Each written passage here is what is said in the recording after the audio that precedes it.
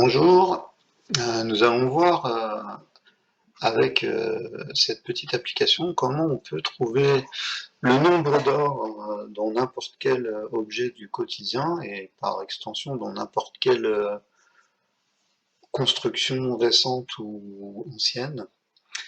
Et tout simplement par une recherche combinatoire en fait à partir de propriétés de l'objet que l'on peut rentrer dans cette zone. Donc on va commencer tout de suite par un exemple. Si je prends un objet quelconque auquel je vais donner donc des propriétés, par exemple une longueur qui serait de 10,5, ça peut être des centimètres ou des mètres ou n'importe quoi, des kilos, quoi que ce soit. De toute façon, on peut mettre absolument ce qu'on veut.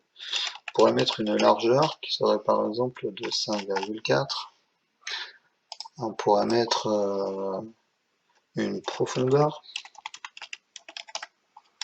qui serait de 3,7. Et partir de, quand on a fini de rentrer les propriétés, on peut donc lancer la recherche qui va donc chercher différentes combinaisons, voilà, comme on voit ici, qui va trouver des combinaisons qui font apparaître des nombres remarquables. Donc là, ici, quand on clique sur l'information, on nous explique que voilà, les nombres recherchés, c'est ceux qui sont utilisés par l'application. On aurait pu en mettre d'autres en plus, mais c'est déjà pas mal. Donc on a pi, qui est le rapport entre la circonférence d'un cercle et son diamètre. On a phi, le nombre d'or, appelé aussi divine proportion, le nombre, la constante de l'air, et c'est la vitesse de la lumière dans le vide. Voilà, on voit déjà qu'à ce stade, avec trois propriétés, on arrive déjà à trouver trois identités, enfin trois nombres remarquables.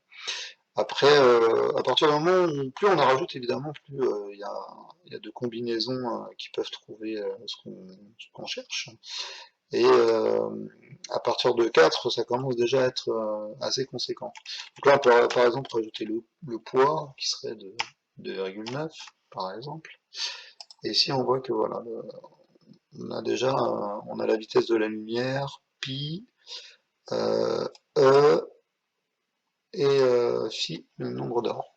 À partir de 4 mesures, évidemment, plus on en rajoute et plus on a de chances de les trouver. Ici, on a quelques exemples qui ont déjà été saisis par mes soins et sous forme de PDF pour attester effectivement que n'importe quel objet peut faire surgir le nombre d'or et bien plus. Donc par exemple la Twingo, voilà, ça c'est les données constructeurs que j'ai récupérées sur le site du constructeur. Et on voit que en saisissant l'empattement, la longueur hors tout, la hauteur à vide et la garde au sol en charge, voilà, on trouve le nombre d'or, pi, phi, la vitesse de la lumière, on trouve un peu tout ce qu'on veut. Autre exemple, on a la bibliothèque Billy, la fameuse référence du magasin Ikea. Donc on voit aussi à partir des données issues du site Ikea que voilà, en saisissant la largeur, la profondeur, la hauteur et l'épaisseur de planche de la bibliothèque, on trouve aussi la vitesse de la lumière, le nombre d'or, pi, et, euh, et puis aussi l'air. Un troisième exemple avec une guitare, pourquoi pas.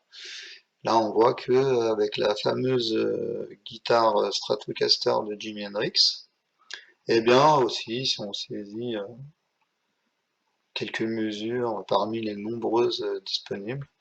Donc là, voilà, on a je crois que c'est la longueur du manche, la largeur du manche, et puis, bref, je ne sais plus à quoi correspondent ces mesures, mais en saisissant 3, on trouve aussi un petit peu ce qu'on veut, juste avec 3 mesures. On pourrait en rajouter évidemment. Voilà, alors cette appli est en ligne et donc vous pouvez aller sur l'adresse ici, bfy.free.fr/zozocalc, et puis vous pouvez vous amuser.